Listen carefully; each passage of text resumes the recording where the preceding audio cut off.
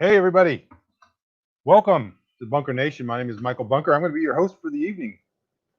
I appreciate everybody being here. I want to tell everybody smash the like button, which is what I always tell everybody to do at the very beginning. If you're new, or if you're watching this later on through the magic of recording or whatever they call it, my name is Michael Bunker. I am a author and I've lived off grid for 15 years out here in Central Texas. Off grid, meaning even beyond off grid. I'm here at my office, which has a little bit of solar power, but in our regular life, up at the cottage and in the farm, we don't use electrical power. Haven't for 15 years, and so I'm somewhat of an expert. And I get in trouble for saying somewhat because I am actually an expert. Living off grid, survival, preparedness, everything to do with homesteading, and I am here for you to talk about whatever you want to talk about. And I see they tell me I got to do these introductions, right, where I tell everybody. But see, there's always new people.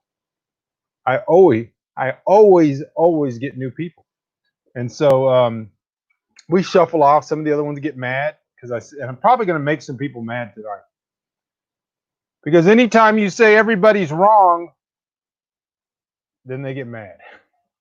Hello, Andrews, Texas. Hello, the blue skies of Montana. Hello, another Andrews, Texas. Hello, Miami. Everybody else, come on in and tell me where you are. I think there's a Florida down there somewhere. Um, well, Miami's in Florida, but elsewhere in Florida. Come on in and type into the comment section wherever you are. If you're on Facebook or if you're wherever you are, say hi. Let me know where you are. We're gonna have a little chat. We can, as always, we can talk about whatever you want to talk about. The first thing I want to say is thank you over the last month for everybody that's done super chats on YouTube. Those things in the donations, or we're going to call them patronages or um, partnerships that people have done to help build the channel all the way through the 30-day challenge and up to now have allowed us to continue to do this and to grow. I was able even today to buy 2 more lights that are going to be very, very helpful for the show and a couple of other things that are going to be helpful. So we had a really, really, really tough month this month. Today, what? Tomorrow. Today's the last day of the month, right? I don't know. What I look like a calendar? We had a pretty tough month because we ended up having a car breakdown. It cost us $819. So we've been digging our way out of that. So I want to tell you, everybody, I appreciate everybody in the Bunker Nation who has been helping to build the channel and to keep us going, because that's pretty much it right now, is we are moving forward. So I put up a video today, how to think video. I hope you guys saw it. If you didn't see it, it was the video that went up right before this one on my YouTube channel. And I'm going to start doing more of those, helping people to understand how not just logical fallacies, but how sophistical tricks, sophistry works.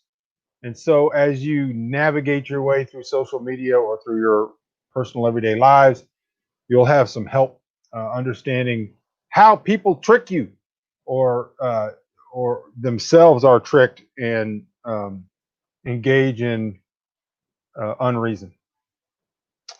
All right, so there's a lot of stuff going on there. I guess they had a launch today, and they launched some Bob and Doug.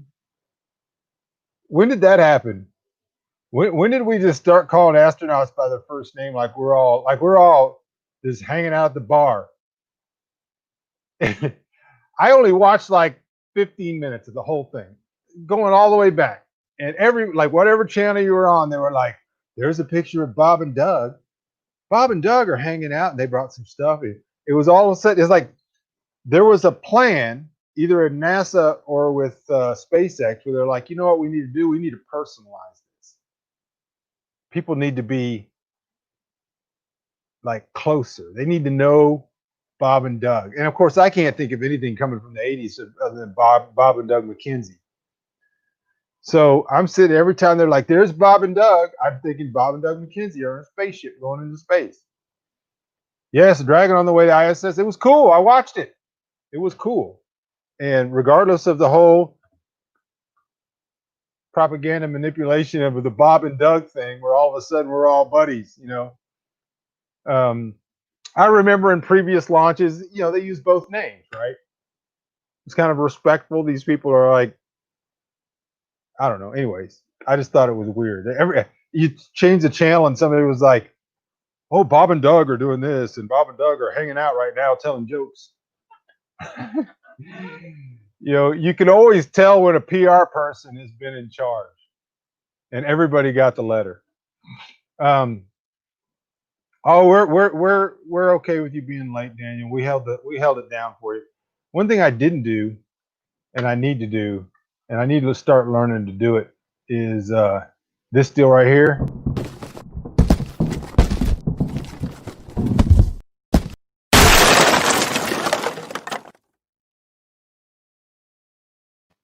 Just because it's cool. But I'm still working on the music video bumper intro. I have been so busy, and I had to explain to my co-writer for the Cambodian book that I'm writing that is going to be done like any minute now, um, and sent off to the formatter, that I have a certain amount of power, even on sunny days like today, because my batteries in the solar trailer are all dead. However much time of direct sunlight, I can charge batteries. So I have to charge the Yeti 400, I got to charge the Yeti 150, and I have to charge this light, and I've got a certain amount of things I have to charge. So then I have to allocate, how do I want to use that power? So I can spend 4 or 5 hours working on a book, finishing the editing, getting everything done, ready to go to the formatter, in which case there's not going to be a live show that night. And then today, I actually also spent time putting together a video and editing it that I uploaded for you guys, how to think. So that's kind of why I've been so busy, why I haven't had the time to finish the bumper music. It's going to happen. It'll happen someday. I'm going to get this book finished and shipped off, and then I'm going to get that done, and then I'm going to start going through the 30-day challenge and start pumping up videos. So I sound very hopeful, but we're running this thing on a shoestring, people. It's just me and you and us, the three of us, me, you, and us. That's all there is. All right, so there's a lot of stuff going on. They shot people into space. There's riots going on, more and more places.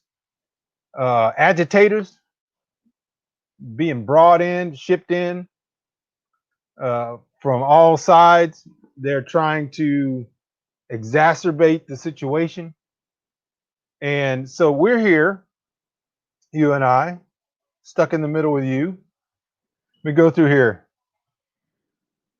The first thing comes to mind is those two cracking a beer and propping their feet up on fixing the world. Yeah, I thought about that the whole time. Like, they were actually laid back because they were in the ship, And then the announcers are like, "Well, Bob and Doug got a zero gravity thing they brought up there or whatever." And I could just think it was like a toque, because that's what they're like, "Is it toque, eh?" Yeah. Anyways, a lot of people probably have no idea what we're talking about. Bob and Doug McKenzie. Hey, what's up, Gary? Video and audio is good. Glad to see that. We're getting better. We are getting better because of you and me and us, the three of us. So we got riots going on. The inflation is starting to rear its ugly head, as we all predicted. There's manipulation of human emotion and uh, that sort of thing, which we're going to get into. Minneapolis mayor announced about an hour ago that all the people that were arrested from out of state, which is what I'm talking about. If you let me get to it, Daniel, I'll get to it. Yeah, I like this. The spacesuits were pretty nice. I actually liked the whole thing. I mean, it was an entertaining show. The whole thing is vanity. I mean, it's just something to keep everybody's mind busy. And all my sci-fi fans are all like, "Oh my gosh, we're in space." I mean, I talked about Mars on the last show, so I'm not going to get into it. Gas prices are starting to rise again. We're going to see a lot of inflation, and a lot of it's hidden and has been hidden, but some of it's not. And I mentioned today on Facebook in the Bunker Nation group, which every one of you should be a part of and subscribe there on Bunker Nation group on Facebook, that the unintended consequence of what's going on with the meat market is that a lot of businesses that have been already hurt and brutalized are not going to be able to make it. If you cannot, and I'm talking about small mom and pops. Of course, the big chains they have their own manipulations going on. But if you have to sell a burger for, it's hard for me to say a price because when I was in Hollywood, $30 for a burger, fries, and a drink. Here, if it's less than if it's more than $10, $12, uh, people will stay home. You know, they're not going to eat burgers as much. So we'll see how it goes. You can throw yourself off the bridge. Does oil still cost $5 a barrel? I have no idea what oil costs. Not even a clue. It's all smoke and mirrors, man. I have no idea. I was tracking it back when it was minus numbers because I thought if it's minus numbers, they could bring a couple of my land and just pay me to take them. But all right, so we got this thing going on. There's some agitation going on. Two kinds of agitation that I've seen, actually seen video of. You have most of these groups that are going into these cities or that are rallying in these cities are not Black Lives Matter. They are not aggrieved groups. They are leftist radicals who are looking for a fight. Just like I just saw a video of DPS here in Texas and Austin trying to arrest somebody, and they were surrounded by rich white basement dwelling liberals who were just looking for a fight. They were just screaming racist this and pig that and all this kind of stuff, and it was right out of uh, the playbook, Saul Alinsky playbook. At the same time, you got this nut Alex Jones driving into a group of protesters in a armored vehicle, telling everybody we're all on the same side, which is the same as driving into a Avon conference, telling everybody to calm down. That's how well that goes over. You know, not being there. How about that, Alex? How about not being there, trying to stir people up? And you can stir people up by pretending like you're not stirring people up, you know. And yeah, it's a marketing ploy, and yeah, he's doing it for himself. But the problem is, so if you've never been in a riot before, and I have, um, we have talked about the law of unintended consequences. Let me tell you what I'm not concerned about. Let me tell you straight up front too. I want to make sure I lay out the cards on the. All right, Gary, thanks for coming by. Um, yeah, left or right are two sides of the same coin. Let me lay things out. I have really good friends who are on the hard red right, and I have really good friends that are on the hard blue left. Most of them I can speak reasonably to. Any of them that I can't have already blocked me because if you're not wearing their uniform, then you're not authentically human. And you know, everybody who knows me knows that I refuse to play that game. I refuse to get out down into that sewer because I know it's being manipulated, right?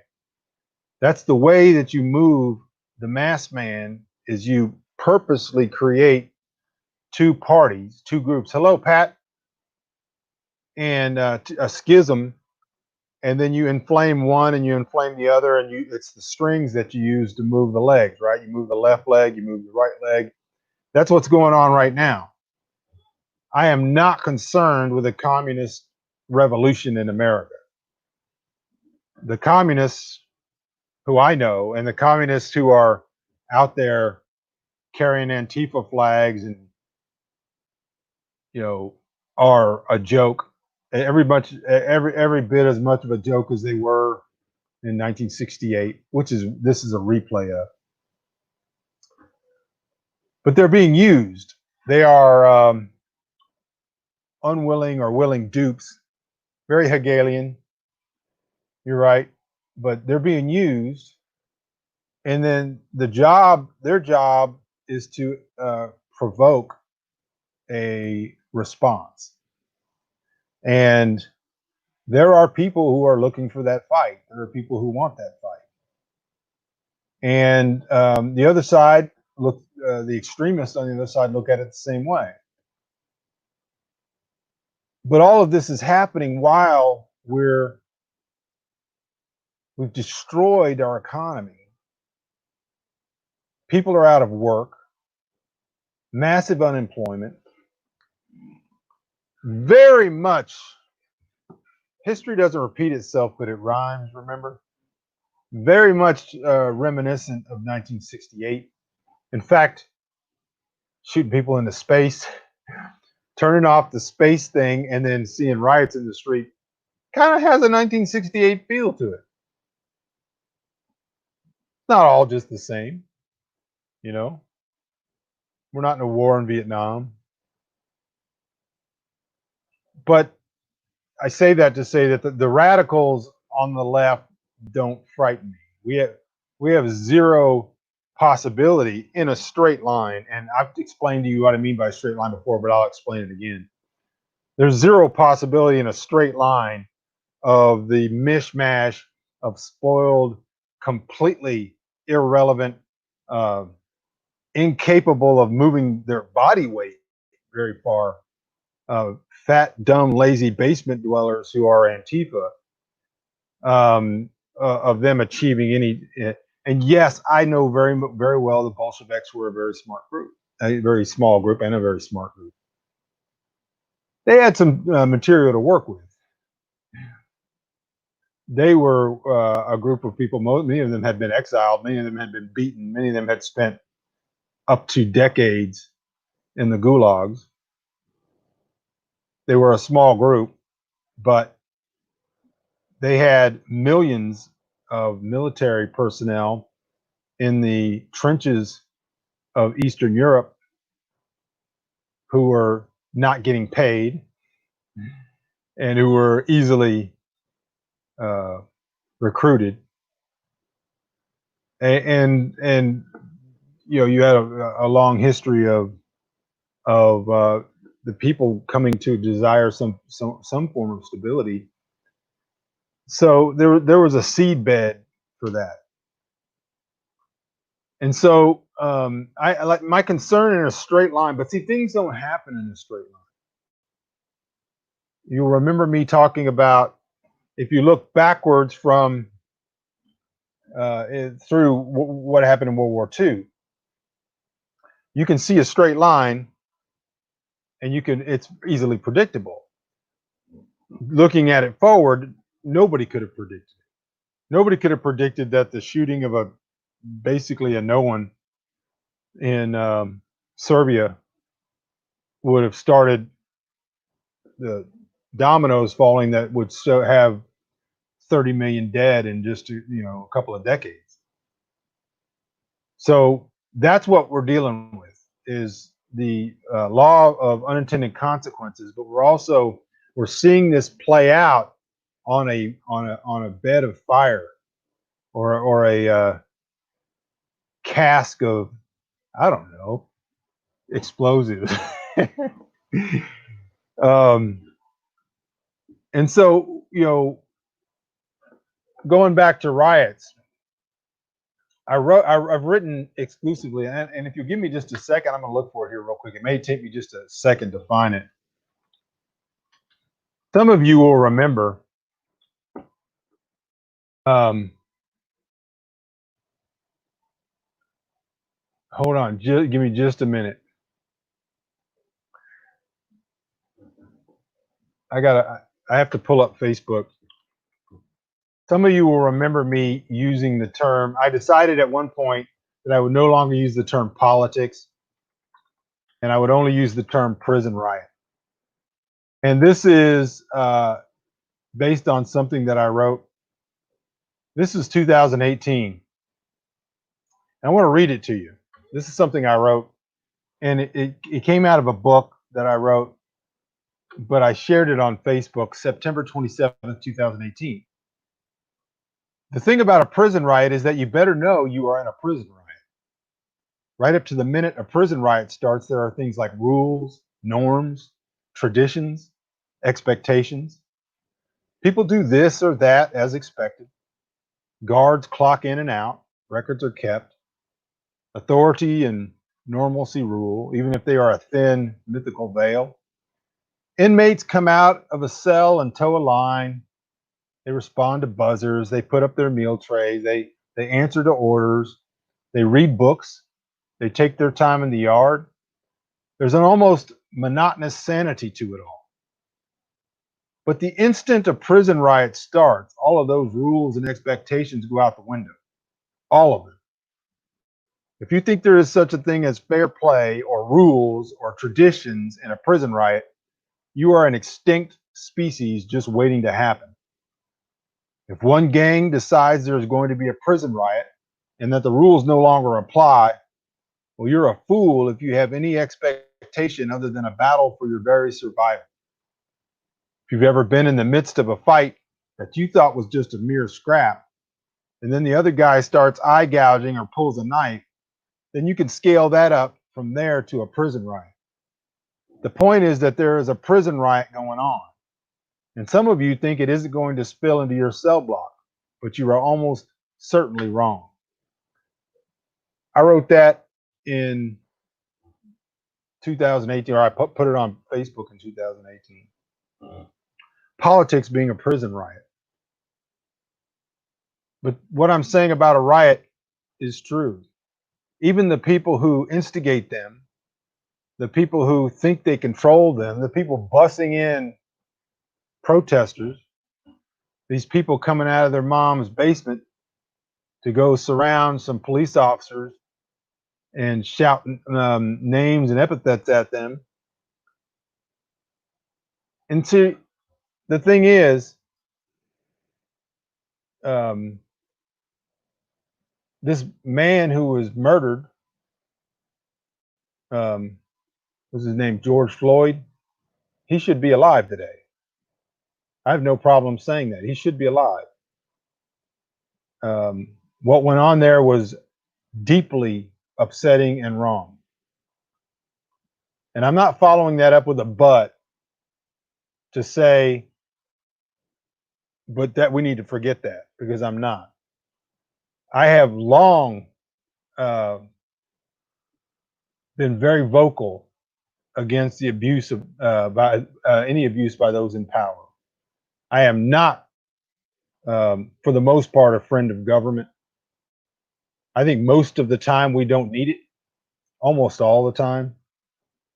I am drastically and die-heartedly against the militarization of our police departments. The fact that somebody like this guy, this cop, who is obviously an abuser and has done this before, can rise to any point of authority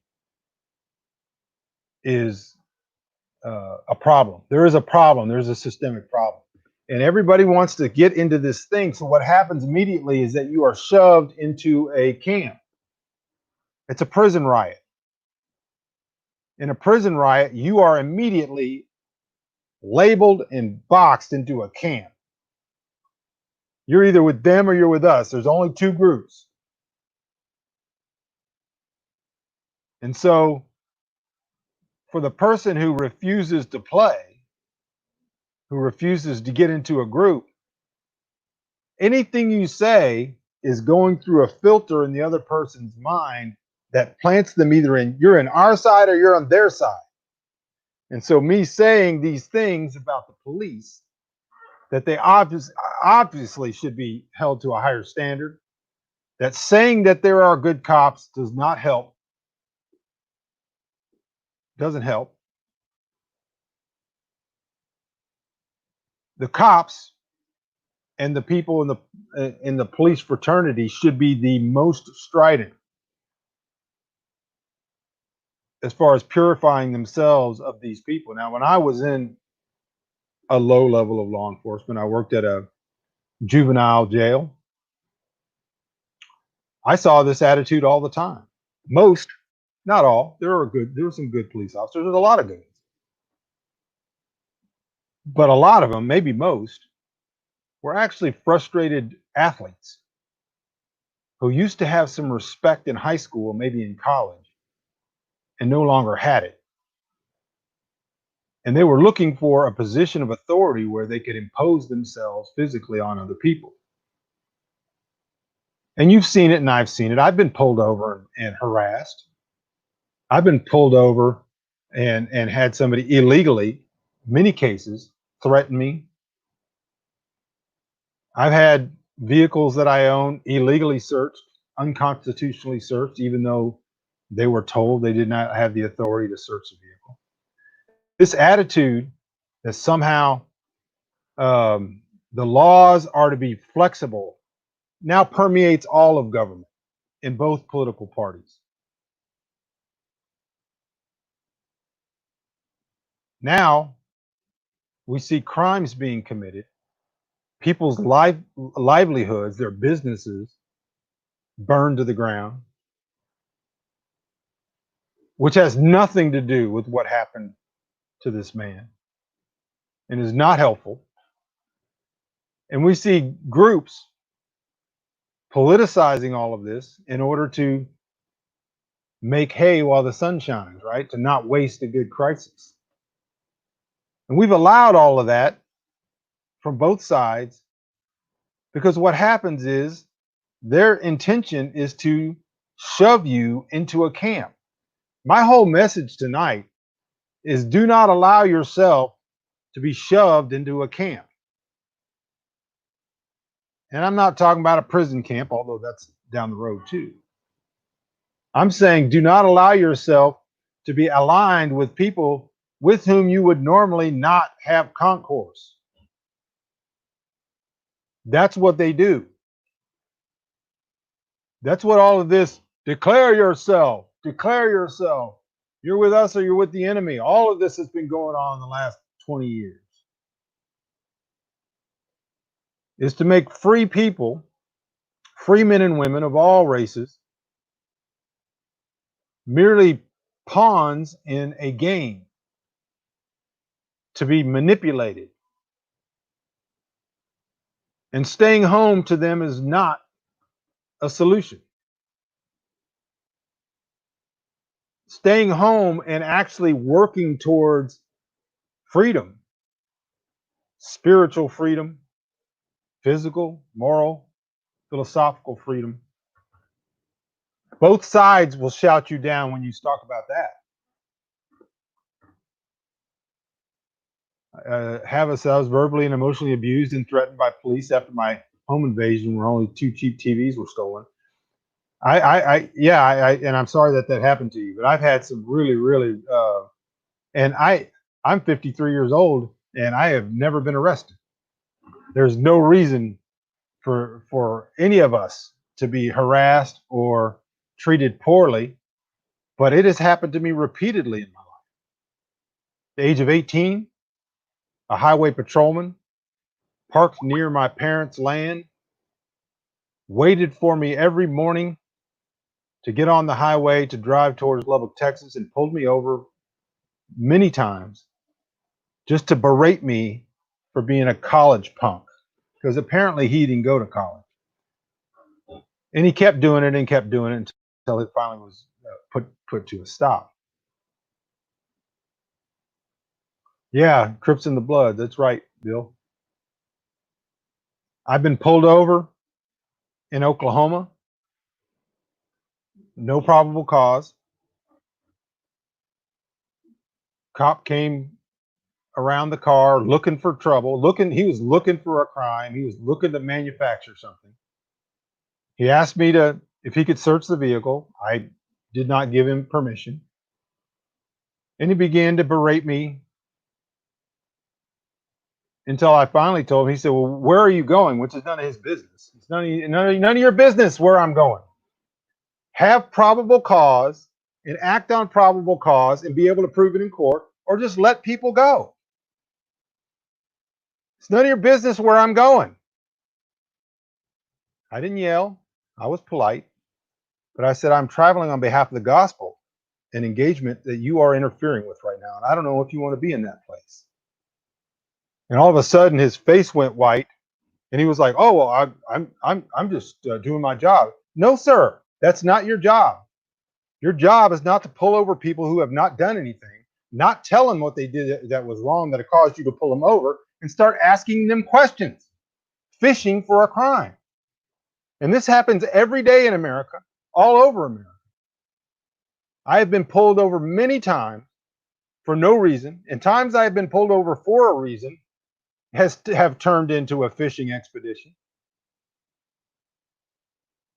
A young man that was helping me. I was actually out here on the land, was using my vehicle out in West Texas, and got pulled over for no other reason than the fact that he wasn't white. The cop asked him if they could search the vehicle. He said, "It's not my vehicle. You'd have to ask the owner." They had no problem. There was no reason to pull him over. They called for a canine unit who came out, and the dog triggered on cue, and they searched the vehicle anyway and didn't find anything. I called the state highway patrol, their boss, and read them the riot act, and I was told, "Listen, we do this because that's how we caught Timothy McVeigh." No, it's not how you caught Timothy McVeigh. A bomb had just gone off, and he was driving without a license plate away from the place where the bomb had gone off. They weren't just pulling people over randomly who had license plates when a bomb didn't go off. That was a lie. But this is the mentality that leads to where we are. And I'm not trying to beat up on the cops here. What I'm saying is that for you people who are being shoved into your red or your blue camp, and you refuse to acknowledge that there are real grievances, that man should be alive. The fact that he's not alive is a massive crime, not against just him, but against everybody. And here's the thing, none of that excuses hooliganism, thuggery, theft, murder, destruction of property, and these groups that are now pushing people into this area to cause more mayhem so that they can politically benefit from it. So this police officer and a police chief in St. Paul says that not one person that was arrested in the riots there was from that state. This is easy from this point on. Find out where they were from, find out how they got there, find out what connects them. You have the technology. Use your unconstitutional RICO statutes to find out if these people are allied with any groups. And if a lot of them are allied with the same groups, take them down. Use the law. But they're not going to do that because they don't want to do that.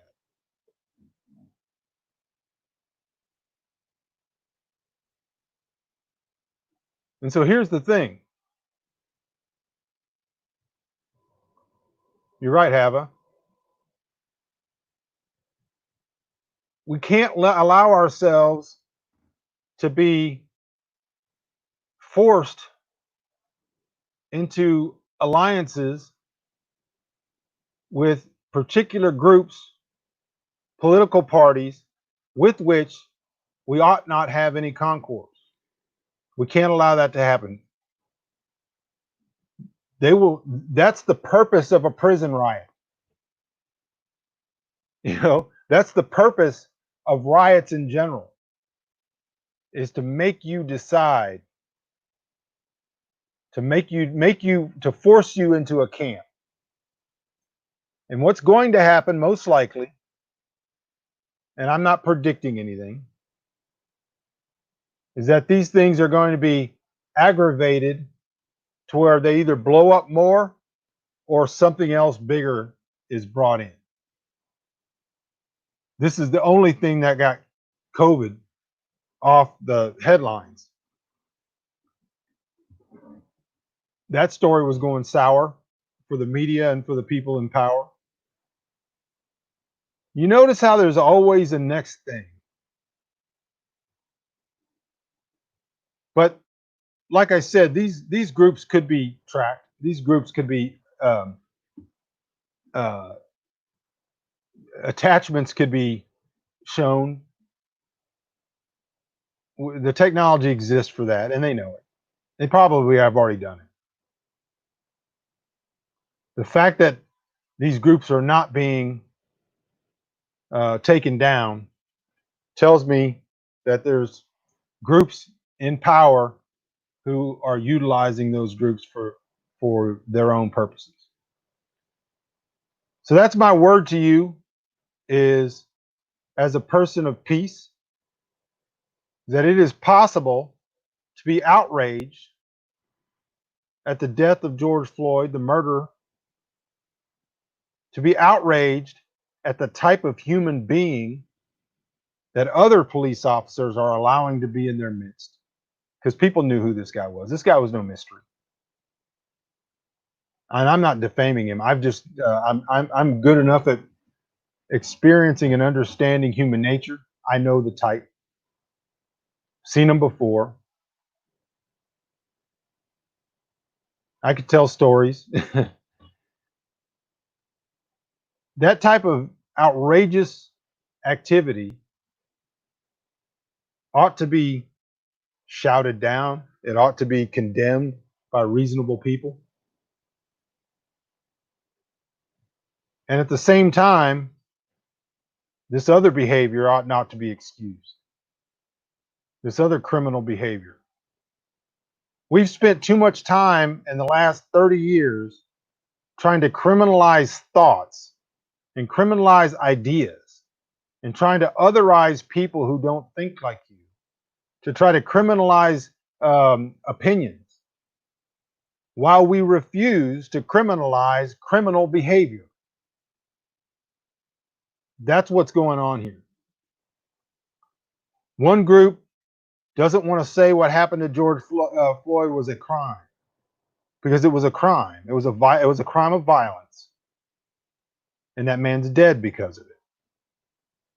The other side doesn't want to say that looting, stealing, destroying property, burning buildings, throwing deadly objects is a crime. Now, what do these groups have in common? They're trying to decriminalize violent behavior that usurps and overthrows the rights of other individuals. Meanwhile, the same groups in both political parties have worked tirelessly for 30 years to criminalize opinions with which they disagree. Yeah, exactly. War Dogheim. Right. Mark them. And so that's what I wanted to say. I've had a pretty, it hasn't been a bad day, but I've been on a hair trigger all day. All day. And it seems like, I don't know, I've just been aggravated. And so I was a little strident, but that's what happens. I hope you guys bear with me as I get through it. We say Russia is the country you should study. That's what's happening. Absolutely. In fact, I recommend Alexander Solzhenitsyn's Gulag Archipelago. It's a massive undertaking to read all the volumes. Read the first one. Read Gulag Archipelago. Absolutely. I recommend it. I also recommend his Red Wheel series, August 1914. I think the next one is like October 1917 or something like that. So anyways, if anybody has any questions or comments, put those in the comment section. I'll be glad to talk about what you want to talk about. Thinking is hard. It's much easier to let the TV and social media tell me what I need to think. It's also much easier to be dragged along with the mob, which is your cohorts, your friends, your family, who are ignorant people, and they don't know what they're talking about or what they're doing. They don't know history, and they don't know that they are condemned to repeat it. I freely admit that we are all surrounded, for my friend Chris, by a confederacy of dunces. And those dunces will lead us into oblivion. Myself personally, my understanding of the scriptures and of God's word has helped me and keep me peaceful, and to make me realize that this all going on out here, it's all part of the play. It's all part of the play. We are but bit players.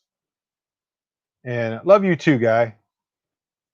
We are bit players. We ought not be dragged into the battles and manipulations of this world. We ought to call it out. We ought to be able to condemn it, like the prophets of old, point our bony finger at it and say, that's wrong. By our behavior and by our love, the world stands condemned. Am I right? I want to tell everybody, you got to press the like button. I haven't done any of this stuff to you. I haven't said subscribe. I haven't said gently caress the like button. I did say, welcome to the Bunker Nation show. We still need 10 monthly sponsors. We have 3. We need 10 monthly sponsors. You can do it through Patreon, which is easy, but people don't like Patreon because they are political manipulators. If you don't want to use Patreon, go down into the description down below here, or to the link that's scrolling on your screen, and go to michaelbunker.com just put /support. The rest of it will go. And go to that page, and you can hit direct donation, and it'll tell you, would you like to make this monthly? Yeah, I would like to make it monthly. And you do $10, $20, whatever you want to do. And that will help pay the money that it takes me to keep this thing running. So I just wanted to tell you all that. We still have needs that are in the Amazon wish list. Hello, Heatherlyn Roach. Thank you. She says, I always appreciate your thoughts. Well, thank you. It's good to be appreciated. This helped me some because I'm being forced into a camp. We all are at some level. I'm not going. Amen. The world is a stage, and I don't want to be given a role against my will or against my moral standards. Amen. That's what we have to do. Our role is to point that bony prophetic finger at everyone who is acting contrarily to life and love and reason and God's word, and say that is wrong, and to stand, having done so, to stand, right? So I appreciate you guys. As always, it's a pleasure to be here with you. Glad to do it. I hope some of you guys will go down there into that support section, and we'll keep this thing rolling. If anybody has any questions or comments, I'm going to be here a couple more minutes, and then I'm going to have to close it down because I got some stuff to do, and hopefully don't have to chase any pigs. I haven't had to chase the pigs for a while. It's been a great blessing, but I do have to get some things done. I got to finish a book. By the way, in the Cambodia book, there's a riot described very aptly by someone who's been in one. Thank you all. Appreciate it. As always, God bless you. I love you all. Lord willing, I'll see you again either tomorrow or the next day. If not, I'll see you when I see you. You guys have a great night.